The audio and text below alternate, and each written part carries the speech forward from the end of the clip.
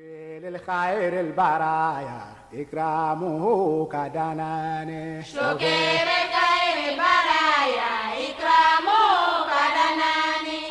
ala tanu kabara sebeke kabare kada andaba alaye kasali chaya ala tiraka yasa ana hera soro kiyama shokere kaere baraya ikramu kadana A'udhu billahi minash shaitanir rajim. Bismillahir rahmanir rahim. Chers téléspectateurs de la MTA, assalamu alaikum wa rahmatullahi wa barakatuh. Merci de nous suivre pour un nouveau programme de Ciel Nouveau, programme qui aborde avec un regard religieux les faits de coutume, des traditions et des sociétés. Aujourd'hui, nous aborderons la notion du courage. Le courage comme un outil de succès. Généralement, lorsque nous nous retrouvons dans des situations difficiles, dans des situations délicates, où nous sommes éprouvés, nous sommes encouragés par une tierce personne à travers les refrains suivants. Ça va aller, prendre du courage. Courage à vous, vraiment Dieu est grand. Ainsi est mis en évidence la notion du courage. Mais qu'est-ce que donc le courage? Y a-t-il un rapport entre le courage et le succès? À quel moment ou jusqu'où le courage pourrait être considéré comme du sucre? La réponse est tout de suite avec les invités. M. Kema Ouma Kaïd de la région de Grand Laou et Mourabi Zaleh Mohamed. Assalamu alaikum wa rahmatullahi wa barakatuh. Soyez les bienvenus sur ce plateau. Wa alaikum salam wa rahmatullahi wa barakatuh. Généralement, le courage dans la société, quand quelqu'un se trouve dans une situation très délicate ou pendant les situations de tristesse, on est encouragé par nos proches à vraiment du courage, ça va aller. Ainsi, le courage est considéré comme l'élément qui nous permet de nous envoyer, de nous élancer vers le succès. C'est quoi donc le courage, M. Kema Ouma? A'udhu billahi minash shaitanir rajim. Bismillahir rahmanir rahim. Au nom d'Allah, le gracieux et le miséricordieux. Alors, merci Fred Diaby Saïb pour cette question. Je vous en prie. Alors, il faut dire le courage, selon un dictionnaire, c'est, n'est-ce pas, toutes ces caractéristiques qui habitent une personne pour vaincre la peur, braver les dangers de notre vie courante et supporter toutes les difficultés, les conjonctures, les aléas de la vie auxquelles cette personne pourrait être confrontée. Donc, on a la peur qui est mise en évidence ici, d'où la témérité. Et on a les dangers de la vie, on a les difficultés, les conjonctures de la vie. Alors, le courage, c'est, n'est-ce pas, cette qualité-là qui nous permet de surmonter, n'est-ce pas, toutes ces difficultés-là. Et le courage, en elle-même, draine avec elle d'autres valeurs telles que l'abnégation, la témérité, la dévotion, le dévouement. Bref, voilà autant de qualités qui accompagnent, n'est-ce pas, le courage. D'accord, merci à vous. On peut dire donc que le courage a une source de motivation. Oui. D'accord, je reviens à vous tout à l'heure. Mourabi Zaleh, quelle est la notion du courage selon la perspective islamique ou religieuse? Bismillah ar-Rahman ar-Rahim, au nom d'Allah, le gracieux, le tout miséricordieux. Selon la religion, le courage est une qualité naturelle qui se trouve en l'homme et dans les animaux. Mais la religion ne s'arrête pas là. La religion dit que le courage peut être une qualité morale quand vous faites face à certaines difficultés pour améliorer ou bien pour apporter plus de bien à la société. Donc la religion dit que le courage est une qualité morale quand vous l'exercez au bon moment opportun. C'est-à-dire, vous avez parlé des qualités morales à exercer au bon moment et au bon endroit.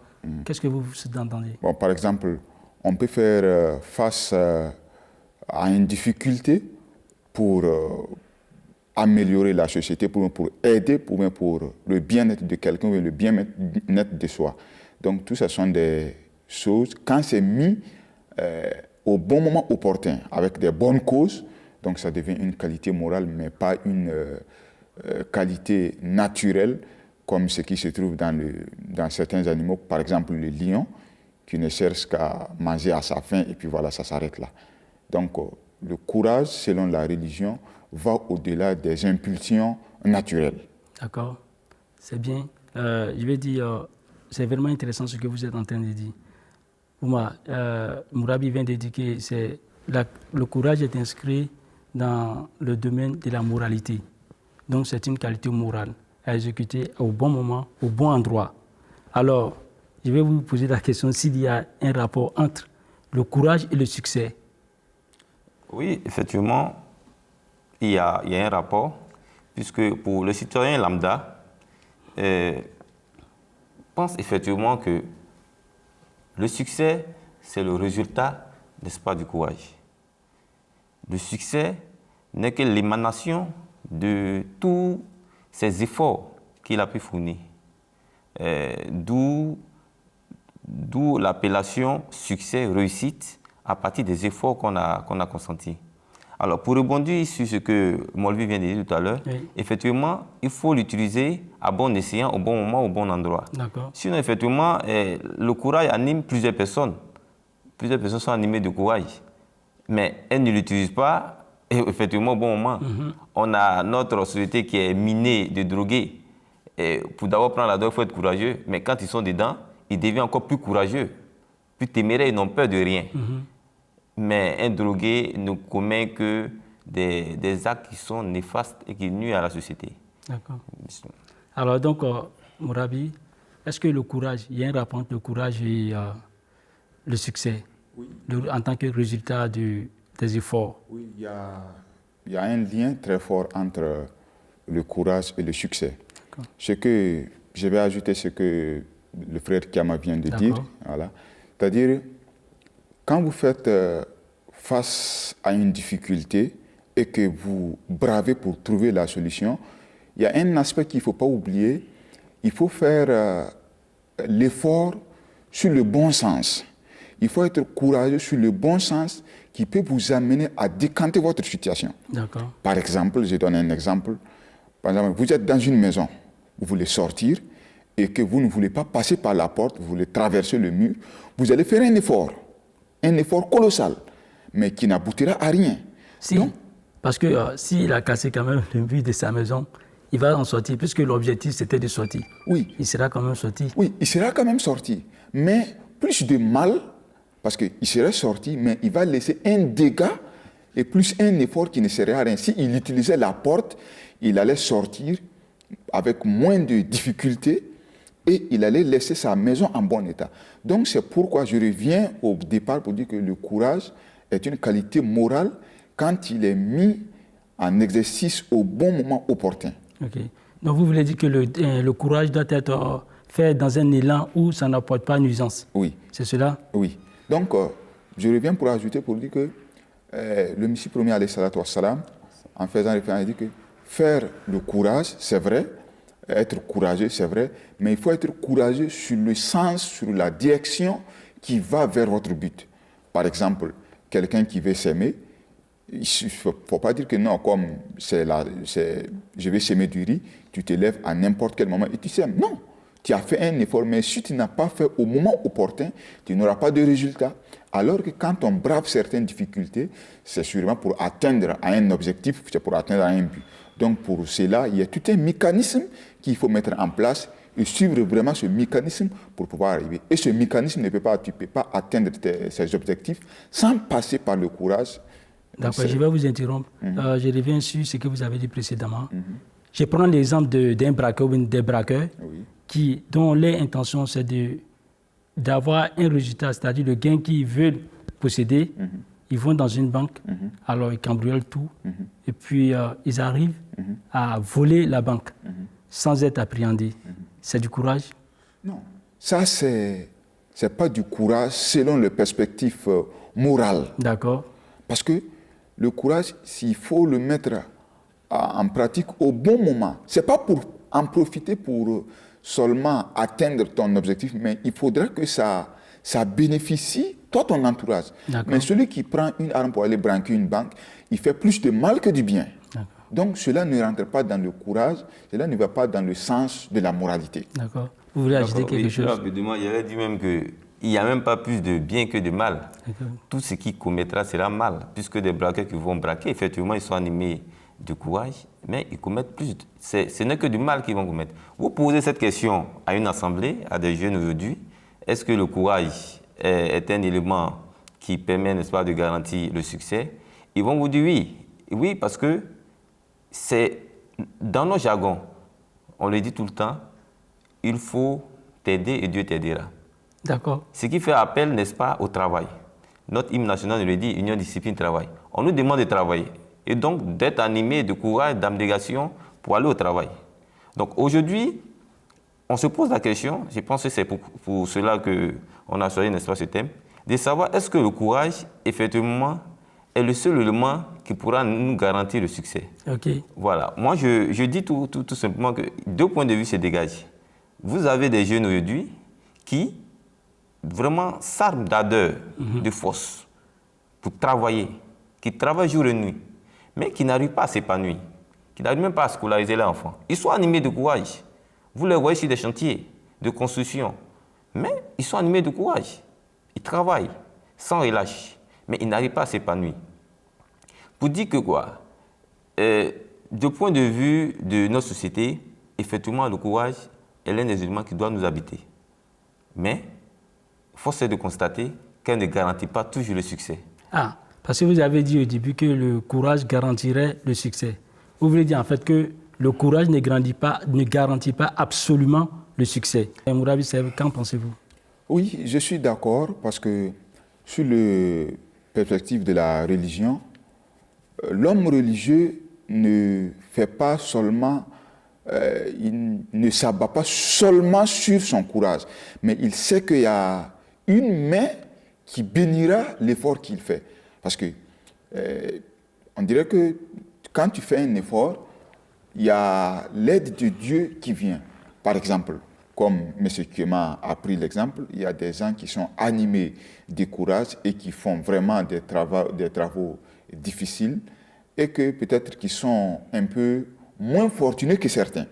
Donc, le courage ici peut nous permettre de gagner notre pain quotidien. Est-ce que le Coran nous dit que le courage peut nous amener au succès? Est-ce que le Coran nous le dit?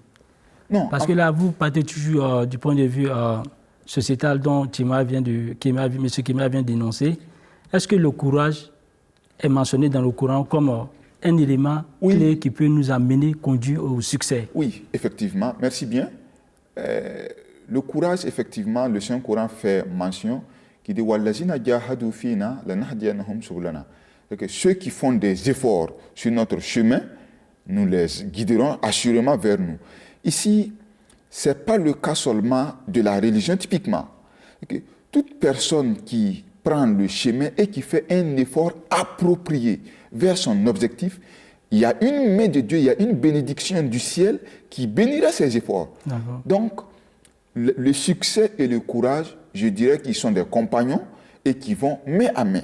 Mais pour l'homme religieux, il ne fait pas seulement confiance en courage qu'il a. Il sait que, comme le verset le dit, celui qui fait un courage, après ce courage maintenant, tu verras qu'il y a une bénédiction du ciel qui viendra peut-être accompagner cette chose-là.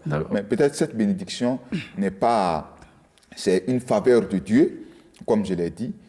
L'effort peut nous permettre d'avoir une somme, mais pas une fortune, amasser plus d'argent. Non, le courage ne peut pas nous amener à avoir... seulement le courage ne peut pas nous amener à avoir un tel résultat si grandiose. Mais il faudra que la bénédiction ou bien la main de Dieu soit là-dessus. Donc ça, là, ce côté-là seulement, ça ne parle pas de l'homme religieux. Toute personne qui adopte un chemin, qui met un mécanisme en place, qui suit vraiment les lois de la nature, verra que non, il atteindra le succès. Mais il est primordial que ça soit un courage adéquat à votre objectif. Mourabi Zalé, il suffit que je vous interromps un peu. On voit qu'il y a certains croyants qui ne font pas assez d'efforts. C'est-à-dire ils sont toujours dans les mosquées, peut-être pour rien. Bon, vraiment, je ne veux pas dire pour rien, mais ils sont dans les mosquées, mais ils ne fournissent pas d'efforts. Mais souvent, ils se mettent à demander, etc. J'ai dit croyants, mais je vais dire des musulmans. Alors que, s'il vous plaît, j'en viens. Alors qu'on regarde au temps du prophète Mohammed sallallahu alayhi wa sallam, ils ont combattu, ils ont fait des efforts, des abnégations pour pouvoir faire évoluer, pour pouvoir élever haut le drapeau de l'islam. Qu'est-ce qu'on peut dire réellement de tout ça? Merci bien, M. Gabi. D'abord, premièrement, il y a un verset coranique qui est catégorique là-dessus, qui dit « Wa Allah salil insani illa ma sa'a ». L'homme n'a que ce qu'il lutte pour. C'est-à-dire que quand vous faites courage pour quelque chose, ou bien quand vous bravez pour quelque chose, Dieu bénira votre effort selon le minimum, ou bien le maximum, ou bien selon le niveau, ou bien selon le pourcentage de courage que vous avez mené. Vous avez pris l'exemple des compagnons du Saint-Prophète Mohammed sallallahu alayhi wa sallam.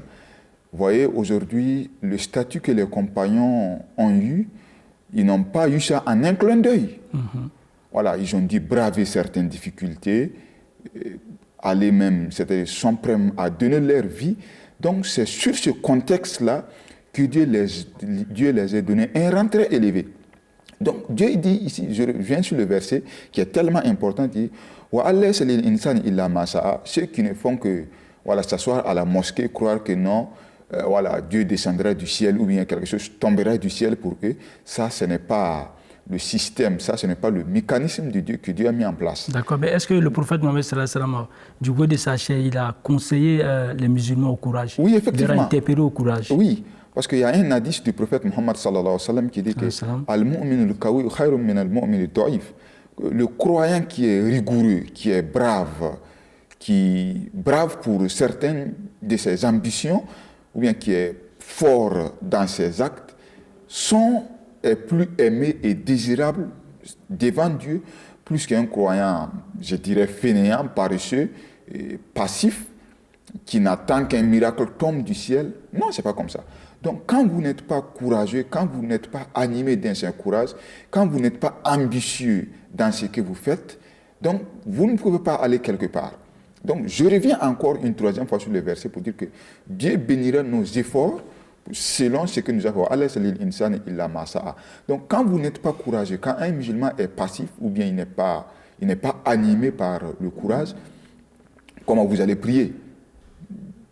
Il est conseillé aux musulmans de faire les nawafil, autant que les autres l'homme mondain dort, ou bien il se repose. Donc, il y a 5 prières quotidiennes dans la journée que vous devrez aller à la mosquée autant que possible. Donc, si vous êtes nonchalant, passif et que vous ne faites rien, donc, comment allez-vous d'abord accomplir vos actes d'adoration et n'en parlons pas des objectifs que vous avez dans la vie. Donc, le Coran et l'enseignement islamique nous poussent ou bien essaient de nous dire d'inculquer le courage en nous pour que, en fin de compte, Dieu bénisse le courage que D'accord, merci bien à vous. Vous venez d'entendre le Coran. Donc, le Coran conseille le courage.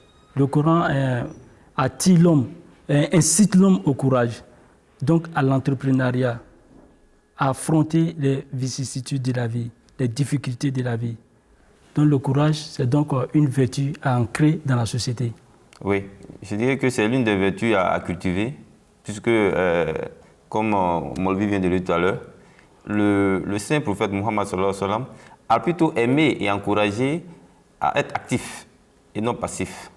Et donc le courage va avec la témérité, l'abnégation, la dévotion. Et donc, on ne peut pas être habité par ces qualités-là et être passif, ce n'est pas possible. Donc le courage a effectivement sa place dans l'islam et dans la société. Parce qu'avant même d'être musulman, tu es d'abord dans une société où il faut être actif pour apporter, n'est-ce pas, un plus à la société.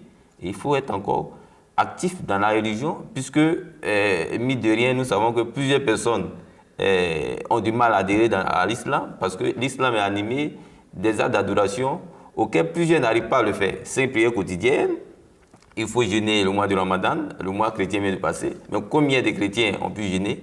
Moi, je pense qu'on peut le compter du bout des doigts. J'ai mes amis avec qui j'étais, ils disent, vous ne jeûnez pas, c'est 40 jours. Et dit, écoute, pour nous, là, ce n'est pas obligé, c'est pour vous là qui est obligé. Comme quoi, pour dire que l'islam est vraiment strict, vraiment dans ses principes, et pour y adhérer, il faut être actif. D'accord. Il faut être actif, on a les 5 prières quotidiennes, on a le mois de Ramadan, Et en plus de cela, il faut signifier quelque chose. Nous sommes dans la communauté d'Imam Mahdi alayhi salam, qui nous incite, puisqu'il a dit dans l'un de ses propos, que l'arme du croyant, c'est la prière. Notre arme à nous, en tant qu'Ahmadi, c'est la prière. Et de quelle prière s'agit-il? La prière nocturne, bien sûr. Donc, pour être même Ahmadi, il faut être d'abord actif, il faut être courageux. Il faut donc s'acquitter de ces prières nocturnes, pour pouvoir, n'est-ce pas, s'armer contre cette société-là. J'aimerais apporter mon grain de sel à ce que M. Kiama Oumar vient de dire. Même si on s'incline un peu, on s'écarte un peu le côté religieux, dans notre monde contemporain, dans le monde social que nous voyons, quand on veut choisir quelqu'un comme pour nous représenter, on ne prend pas quelqu'un qui est passif, on cherche quelqu'un qui est actif, quelqu'un qui est animé, quelqu'un qui est ambitieux. Donc quand on prend quelqu'un qui est toujours peut-être assis quelque part en attendant, en expectant qu'un miracle tombe du ciel, personne n'aimerait qu'une telle personne soit son leader. Donc ce n'est pas le fait seulement, c'est, comme il a bien dit, c'est une qualité ou bien c'est un caractère qu'on doit cultiver dans la société. D'accord. Que pensez-vous des personnes qui, du haut de leur réussite, du fond de leur réussite, disent que c'est grâce à mes efforts que je suis arrivé à tel niveau. C'est grâce à mes efforts qu'aujourd'hui je bénéficie, j'ai telle maison, j'ai ceci, j'ai cela. Que pensez-vous de ces personnes? Oui, effectivement, vous verrez qu'il y a certains, quand vous allez voir, quand vous allez faire un flashback pour voir là où il a commencé et jusqu'à arriver, vous verrez qu'effectivement, il n'a pas eu ça en un clin d'œil. Il a dû braver certaines difficultés, se dépriver de certaines choses pour pouvoir y arriver là où il en est aujourd'hui. Mais pour l'homme religieux, il se dit que oui, effectivement, j'ai fait un effort, mais mon effort a été béni par la main de l'invisible qui est là-dessus. Effectivement, on ne peut pas atteindre ce niveau. Quand tu vois quelqu'un qui dit que non, j'ai atteint ça par le courage ou bien l'ambition que j'avais, effectivement, il a dû braver certaines difficultés pour en arriver là. Mais pour l'homme religieux, il y a la main de Dieu qui a béni cet effort ou bien ce courage. Ok, le frère Kemba, je vous retourne la même question. Oui. Ouais. Ok, moi je dirais que effectivement, toujours dans la même veine, et il y a effectivement une main invisible qui apporte, n'est-ce pas, le succès. Puisque vous poserez cette question dans un grain, est-ce que le succès qu'on a aujourd'hui est dû à notre engouement, à notre courage? Vous aurez des réponses diverses. D'autres diront oui, effectivement, moi j'ai pu avoir, n'est-ce pas, mon bac parce que j'ai bataillé, ainsi de suite. Et l'autre dira également, écoutez, moi effectivement j'ai eu plus de courage que toi, j'ai même commencé avant toi, vous êtes des jeunes d'aujourd'hui. Écoute, c'est parce que Dieu ne m'a pas gratifié que je n'ai pas pu avoir ce que tu as aujourd'hui. Sinon, j'ai plus travaillé que toi. Comme quoi, pour dire, effectivement, il y a cette grâce-là qui, à partir du courage, donne ce succès. Et je vais vous donner un exemple encore plus palpable, qui est le domaine de l'agriculture. Vous pouvez avoir deux producteurs qui utilisent la même spéculation, qui plantent dans la même période, dans la même zone, qui utilisent les mêmes itinéraires techniques. Mais vous verrez qu'à la fin, donc à la production, il y a un effectivement qui estimera qu'il a une production qui est inférieure à ce qu'il a estimé. Et l'autre va dire, vraiment, Allah m'a gratifié cette année, vraiment, il a pu produire vraiment beaucoup. Comme quoi, pour dire que ce n'était pas que l'autre ne maîtrisait pas, c'est parce qu'il y a une grâce qui accompagne. Et le domaine de l'agriculture est encore plus palpable, puisque les producteurs vous le diront, que cette année, vraiment, Allah m'a gratifié. Cette année, vraiment, la saison n'y a pas été. Vous comprenez? Mais c'est toujours la même culture qu'ils font, c'est toujours dans la même zone. Mais il y a des années où vont vous confirmer effectivement que cette année, vraiment, ça n'a pas marché, ou cette année, vraiment, Allah nous a gratifié. D'accord, merci bien à vous. Il y a cependant à côté des jeunes qui s'adonnent à la facilité. Qu'est-ce qu'on peut dire à ceux-là? C'est-à-dire, au lieu d'aller travailler, au lieu de s'armer de courage, d'abnégation, ces jeunes-là, ils préfèrent aller vers la facilité pour avoir du gain. Bon, très rapidement, moi je dirais que la facilité, effectivement, c'est la nouvelle gangrène qui mine notre jeunesse, qui mine notre société. J'allais dire, c'est même une épidémie. On voit à Abidjan et dans toutes les comtés de la Côte d'Ivoire, nos jeunes d'aujourd'hui qui s'adonnent à la facilité et en tout ce qui en découle. Vous avez le broutage, vous avez ces personnes-là qui pratiquent l'arnaque. À chaque fois, vous recevez des messages comme quoi vous avez gagné ceci, cela. Finalement, vous faites arnaquer. Donc des jeunes qui ne font rien, qui sont assis avec des portables, qui envoient des messages rien que pour arnaquer, pour escroquer les gens. Vous avez également le phénomène des philomanes, appelés communément les compteurs de poteaux. Ils arrivent à vous hypnotiser à tel point qu'ils vont vous soumettre à leur volonté. Ils vont vous dépouiller de tout. Finalement, ils vont faire compter des poteaux. Avant même que vous ne reveniez en vous, ils sont déjà bâtis. Ça, effectivement, c'est la facilité à laquelle ça donne nos jeunes d'aujourd'hui. Et plus grave.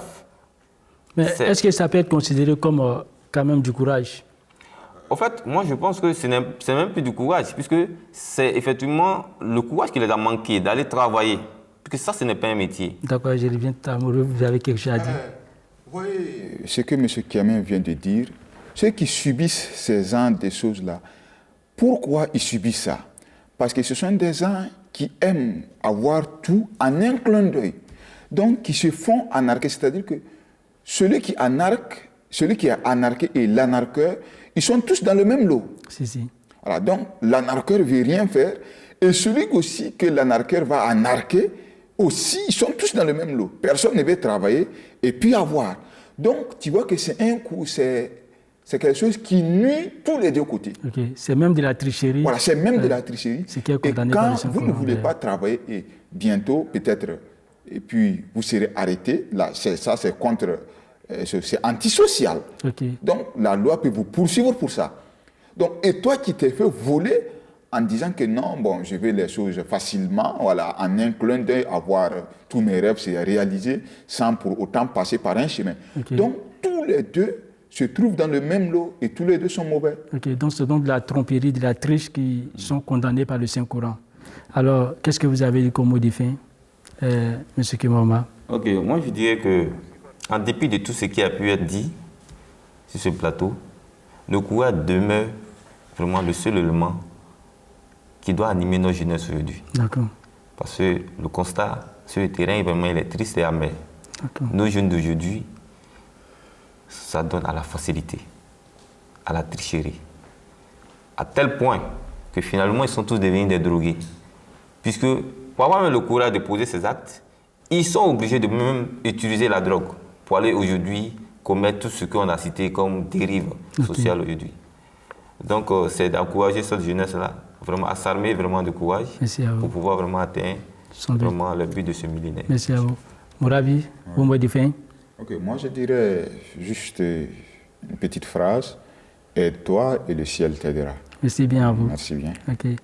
Chers téléspectateurs, le courage demeure donc un élément essentiel quant à la réussite. Et la réussite sera dépend de Dieu, car c'est Dieu qui bénit l'effort.